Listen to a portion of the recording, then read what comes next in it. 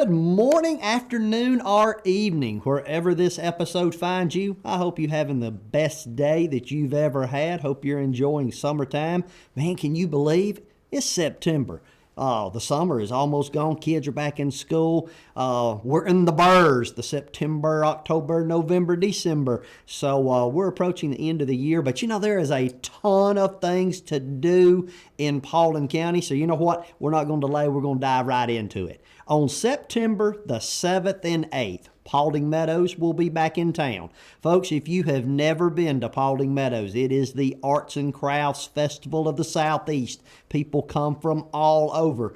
From my understanding, from speaking to the folks at Paulding Meadows, there's going to be over 300 vendors there this year. So you want to plan some time to be at Paulding Meadows on the 7th and 8th. And the great thing about it, it's 2 days. Because we've got another event going on also on September the 7th at the Dallas Theater. All you country music, classic country music fans, there's going to be Tweety and Lynn is going to be there. This is the grandchildren of Conway Tweety and Loretta Lynn. And they are going to be in Dallas at the historic Dallas Theater on the 7th of September. 2 shows, 3:30 and 7 o'clock. The 7 o'clock show is sold completely out, so you're going to have to go to 3:30 if you don't have your tickets already. Please take an opportunity to take that in. You can go to Paulding Meadows that morning, catch the theater that night, or you can go to the theater that night and catch Paulding Meadows on Sunday. So there's plenty going on. So please go out and take advantage of that. Also, on September the 14th, we have had to reschedule Kung Fu Panda 4 at Veterans Park. It is rescheduled for the 14th of September. Come out, bring the family, popcorn, we're going to have some refreshments there. It's going to be a great time to spend some time with the family, make some memories. Movie Under the Stars on September the 14th, so be sure you capture that. And then, you're going to really love this one, September 21st. Sons of Sailors is a Jimmy Buffett cover band.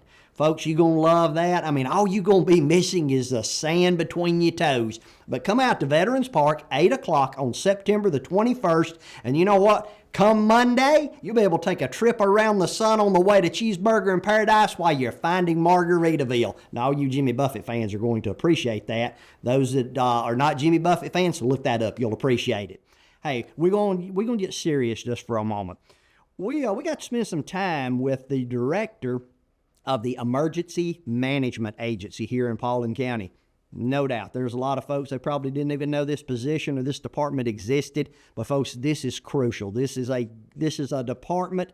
This is an agency that it affects everybody in Paulding County, I promise you. And we sat down with Mr. Stephen Dooley, the director of EMA, and we want to just cut away for a few moments and let you just hear directly from him the great things that they're doing, the benefits, and why it is so crucial. So let's just enjoy a little time with Stephen right now. Good afternoon, everyone. We are here today at the Paulding County EMA, Emergency Management Agency. I'm sitting down with Stephen Dooley today, and he's going to share a little bit about EMA with us. A lot of folks, you may not even know that this agency even exists in Paulding County, but that's why we're here, is to help educate you. We're going to spend some time with Stephen, and we're going to just let him tell us a little bit about the day in the life of and exactly what takes place. So we're just going to dive right into it. Stephen, thank you for taking the time out of your schedule today. You're welcome, and thank you for being here. Yep, it is definitely an honor.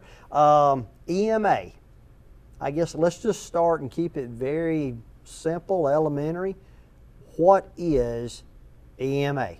Okay, all right. So we are emergency management. Oftentimes we are confused with emergency medical services, but we are the management entity of emergencies. Most of the time that's going to involve natural disasters, could be tropical weather, winter, tornado. Most of anybody that's familiar with emergency management, those are going to be the things that they attach to us first. Secondly, search and rescue operations, hazardous materials incidents, anything of significance that would occur here in the county, emergency management often gets involved with. So when you say emergency management, like you said, natural disasters, whether it be flood, tornadoes, fires, I suppose, if that was to Large be the fires, case. apartment complexes, a school. Those would be the fires that we're So involved with. how do you guys get notified? If there's an emergency arises, what's the first step to get you guys involved in it so that you start rolling out your professionals? Okay, so always, if an emergency occurs, that first phone call, 911. 911 is going to dispatch the emergency response departments there, so you'll have first response from fire, medical, law enforcement.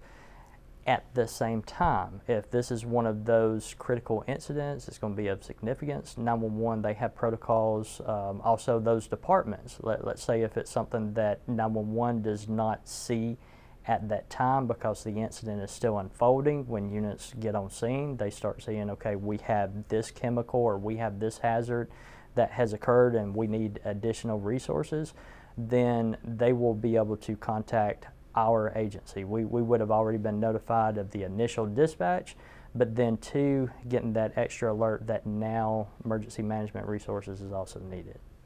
And to help people understand how close you guys are working, E911, they're right here in the same building where we're at today, right? Yes, just Yeah. on the other side of this room is Yeah. the 911 operations And center. so you guys work very closely, literally. So you get that phone call and there's an emergency taking place. What does it look like when you're putting together that emergency management plan?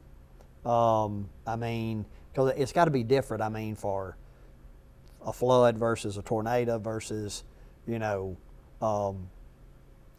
heaven forbid, a school shooting or something like that.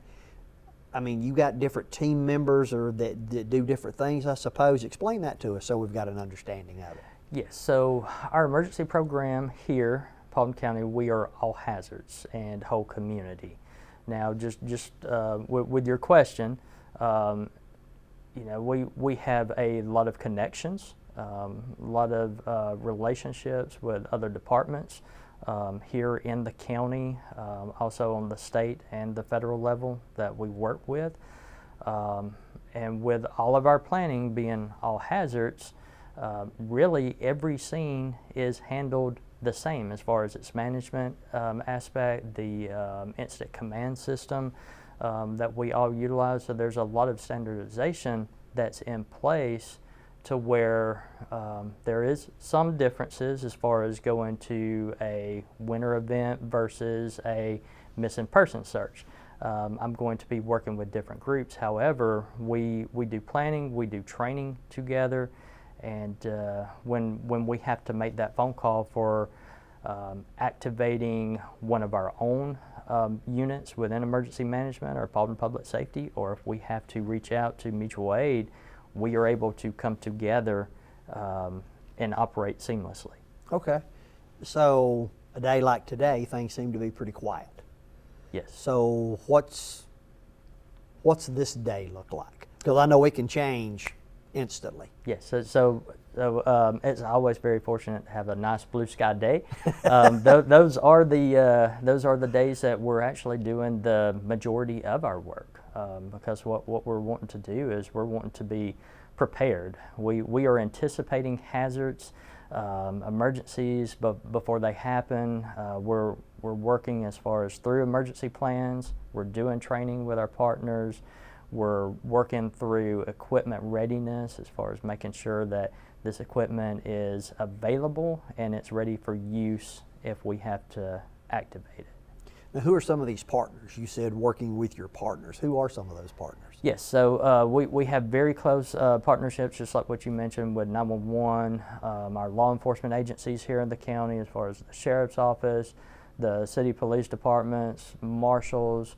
We have Paulding County Health Department, Georgia Department of Public Health, Wellstar Hospital and Health System, Metro Atlanta Ambulance, Paulding County Fire Rescue. We have a number to also include Georgia Emergency Management, the State Operations Center. That is another very close partner to us. Now there's a I don't know, I guess it's a group within your organization that I noticed came out today. You were asking for volunteers, and this is CERT. Yes. Explain CERT to those that don't understand exactly what that is. Yes, our CERT, they are emergency management volunteers. That is a division within our EMA. It is Community Emergency Response Team, and we utilize the personnel that volunteers with us there as far as helping with damage assessments, search and rescue operations, and then as far as if we have a need to open a shelter following a significant weather event such as winter weather or a significant wind or tornado event. So you just touched on something that I didn't realize, opening a shelter. Yes. That's handled through your organization as well? Yes, emergency management is the one that activates the shelter plan here for the county. And we have partners with that. The school system is a shelter partner, and then too, we also have Paulding County Parks and Recreation, and then the city of Hiram. So you're that focal point. If things get really heated, EMA, you become the hot spot. You're the epicenter. Yes, absolutely. This room that we're sitting in right now, the Emergency Operations Center, this is where all of those needs are assessed. All of the calls is, of course, coming through the 911 center. It is relayed over here into the Emergency Operations Center. We have personnel, the personnel that's working inside of this room include emergency management staff. You have the sheriff, chief deputy, their designee, the chiefs and their command staff for the other police departments. You have the fire chiefs. We have the directors for public works, Department of Transportation. The school system, they send a representative here. All of the players that come into these incidents or events, we have their leadership, their management is represented here at this center. So we're able to leverage those relationships, that decision-making ability to efficiently work through these incidents. So now help me understand this. So Yes. On the front end of it, you're getting the calls, whether it be from the residents, the National Weather Service, but then on the back end of it, you are then going to be responsible, I guess, with working with local news networks, getting that message out. Am I correct in that? Well, I mean, do you, we have the ability. We do. We send press releases out to local news media in the event that there's something that needs to be relayed, be it a shelter in place or if we are activating a shelter at a certain location. Of course, that would be advertised at that point. There's other things that may come into play that needs to be alerted. However, we also have warning systems here that we have internally, which is the Code Red mass notification system. That is a subscriber-based system that citizens, businesses, they can all subscribe to. For more information on that, you can go to paulding.gov, click on Emergency Management. We also have a social media presence. We are on Facebook and Instagram at Paulding CO EMA. And then two, with the public alerting and warning system, we are able to push wireless emergency alerts to the public. Those you cannot opt out. That is not a subscriber option. And we reserve this for very high level emergent situations. So if we have a young child, a elderly person, somebody that has some kind of medical situation to where they need to be located very quickly, rather than going through the process of taking time to script out a news media release, rather than waiting for an activation of an Amber Alert, Levi's call, which sometimes that can take time. That process does need to occur, but it does take some time. We can send that message in directly here from the Emergency Operations Center. We can do cable override, send that to your cell phones, put it on the radio as far as that emergency message from Paulding County Emergency Management that there may be a reason to shelter in place, to evacuate. We are missing this person. Do you have any information? So you can get ahead of an Amber Alert. Yes, we absolutely most people can. don't realize that. And that is something that we are very privileged. I'm honored to be able to have that capability here at Paulding County through our Emergency Operations Center. See, most people, I don't think they realize that just how crucial, this position. How long have you been doing this? Have you been in the role as director? Yes, so I have been in the role of director now for 2 years. Now I have been full-time with Paulding County Emergency Management now for 8 years. Okay, but now your background before that, you were in law enforcement. Yes, I have a extensive background in public safety. The majority of it was spent in law enforcement. So I have 18 years of combined service between Polk County and Paulding County law enforcement. And then I had worked with Polk County Fire and Emergency Management. I was a volunteer with their organization for about 6 years.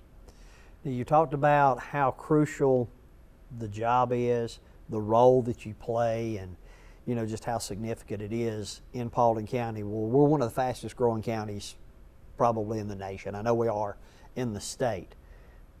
How do you see your role and the role of EMA changing in Paulding County, say in the next 5 to 10 years? I don't really see as far as the role changing as far as job specific. Mm-hmm. However, I do see the background risk levels increasing, and that just goes to some of the severe weather events that occurs oftentimes during the spring and the fall. Areas that previously would have wind, tornado events that were occurring in wooded areas, there's now development there. So I do see a greater need for disaster relief, emergency response needs there. So that's something that I definitely have included within our planning. And just going back to Community Emergency Response Team, we are actively recruiting for additional emergency management volunteers, and that is something that will help us to be able to meet those future needs, because where these events has occurred in wooded areas, well, now that it could occur in a subdivision, a lot of homes, and we may have a lot of residents that may need sheltering, they may need first aid, essentially, and any of those essential services that would need to be provided. Right. What keeps you up at night? Hazardous materials. So Really? that is something that we also have a huge background risk just any day. This is a blue sky day, so I'm not really tracking anything as far as on the radar with storms. However, we have a lot of avenues for a hazardous materials accident or release, and that could be through transportation routes, including on our highways. We have pipelines that are underground. We have aviation, as far as helicopters, airplanes that's flying overhead, and then something to be said with that, the worst aircraft disaster in this state's history occurred just a couple miles up the road from our Emergency Operations Center in 1977. Yes, it did. That was a horrible day. I remember that day. I was a kid at the time. I was a child, but that was horrible. So, I mean, the stress level that comes with this job, it has got to be just off the chain. It is a 24/7 position. We are always on call. What does Stephen Dooley do when he goes home to unwind? I mean, how do you separate? Because like you just said, it's a 24/7. I mean, how hard is it to walk away? I mean, this is not a 5 o'clock, you punch out, you go home, you forget about it, you come back tomorrow. I mean, I'm picking up that you're always on alert. I am, and that's a good question as far as how do you disconnect. I'm really unable to answer that question fully because I have essentially I've been on call now for close to 20 years through my positions, including with emergency management and what I did with law enforcement. So it's very difficult to really provide an answer to that. It is just a way of life. It is just what I'm used to. It is what my staff is used to. We just go about our normal day as much as possible. It's just the thing that separates us from other positions is that I always have a cell phone that's on me. I do not turn mine off. In emergency management, we are oftentimes the 911 call for 911. What would be your message to Paulding County? I mean, you're the man, like we said. You're at the epicenter of everything that's going on. What would be a message that how can we help you? Prepare today. Explain that. That is the biggest thing, and just with September, it is National Preparedness Month. And that's something that we'll be looking at from an emergency management and a homeland security perspective as we reflect and look back on the tragic events that happened on 9/11/2001. But taking the time now on these blue sky days, just like what we are doing during our daily operations as far as working through our preparedness and our training, on the citizen side, the same thing as far as preparing your homes, making sure that you have some non-perishables, that you have at least a couple cases of water, that you have first aid, you have flashlights, batteries in the event that there's a power failure. There's some essentials that you want to have on hand to include. Everybody's household is different, so you may have medications that need to be refilled. Staying on top of those refill schedules. As far as needs for children with pets, make sure that they're included with your emergency plans.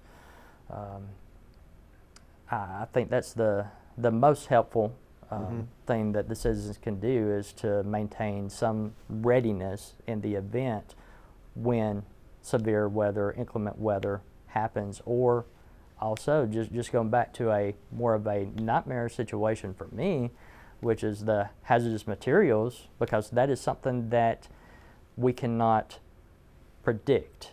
That is something that we are going to have to respond to. So it may be a situation to where we have to issue a shelter in place. You're unable to leave your home until we can get conditions returned to normal and safe for you to be able to do so. So just making sure that you have what you need to sustain during that period of time that you have to stay at home. You know, it's strange you mentioned the blue sky days. You know, most of us, like myself, I mean, you mentioned blue sky day, I'm thinking, hey, you go home, you sit on the front porch with a glass of sweet tea and you enjoy it. And here now you're pointing out these things that, hey, you know, John, you need to take those days, make sure that you've got things in place that when those emergencies do arise, that you're going to be ready for them. So that preparedness, I mean, you know, just a lot of that I'd never thought of. So I appreciate you bringing that up. You're welcome, because it's very important to take advantage of the time that you have right now, and that there's product availability. That is something else that you'll see, especially with winter weather. By the time that emergency management and news media starts putting out this messaging, you know, there is a quick surge for resources out on the public side too. So making sure that you're ahead of that so you do have what you need. A lot of moving parts. I mean, we could go on forever. I mean, you've mentioned Homeland Security, so you're tied in with them, and I'm just sitting here thinking, there's not an organization that EMA is not connected to whatsoever. So, I mean, our conversation could be endless. But I thank you for taking the time today to spend some time with us and with Paulding County, and just enlightening everyone as far as not just your role, but how important EMA is to each and every one of us. And I think a lot of people they don't realize that. So thank you for taking time out of your busy day, because I know it is busy. But thank you very much. You're welcome. Folks, I know you found that just as informative as I did. Stephen is a great guy. He's been, I believe, in this position for a couple of years now. Got 18 years, I think he said. You saw the video in law enforcement and working, in public safety and service. So we appreciate, Stephen, you taking time. You're doing a great job, and we really do appreciate all that you do. Now, folks, we're going to tell you about something. It's not taking place in September. It's actually taking place on October the 12th, 8 a.m. that morning here at 240 Constitution Boulevard at the Veterans Park.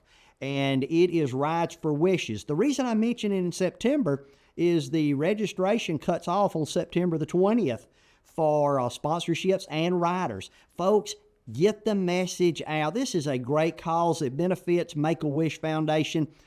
Families that they have a child that is suffering from a terminal illness. This is an opportunity for them to just be able to break away for a little while and forget about the struggles and the trials that they're going on. And maybe, just for a few moments, they can just enjoy a little quiet time, a little family time.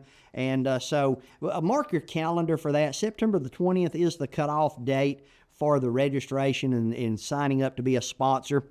If you're a business owner, we would love for you to sponsor this event. So the event actually takes place October the 12th, and that is here at Veterans Park, and it is the Paulding Ride for Wishes. So please take advantage of that.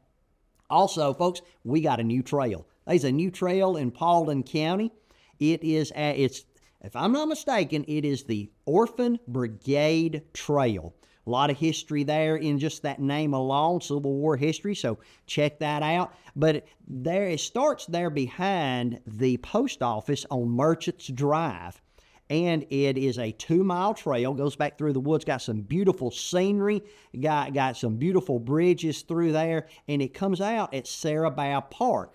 So talk about getting, it's a little hilly, and if you want a good cardio workout, make your cardiologist proud of you, hey, take a walk on the Orphan Brigade Trail. And just another great addition here in Paulding County. And folks, lastly, we want to talk about a new park that's coming to Hiram. They have dedicated over on Harris Drive, they've got the property there, they have dedicated a Veterans Park. They broke ground this past week on that, so stay tuned and we're going to keep you updated as far as they make progress when that park will be getting open. So be looking for a new Veterans Park, not to replace the one here in Dallas, but Hiram, they're going to have one to celebrate and to commemorate the veterans and the men and women that have dedicated their lives and their service to our country. So lots going on. You can tell, folks, things are happening in Paulding County. You can tell there is plenty going on. I know everybody, they're ready to break away from the heat and things may be beginning to cool off, but it's staying hot in Paulding County. It is exciting in Paulding County, all these great events. I know you have enjoyed spending time here today. I hope you have, because I definitely enjoyed spending time with you. Tell your friends and family about us. Be sure to let them know to go in and view the not the podcast, but the episode.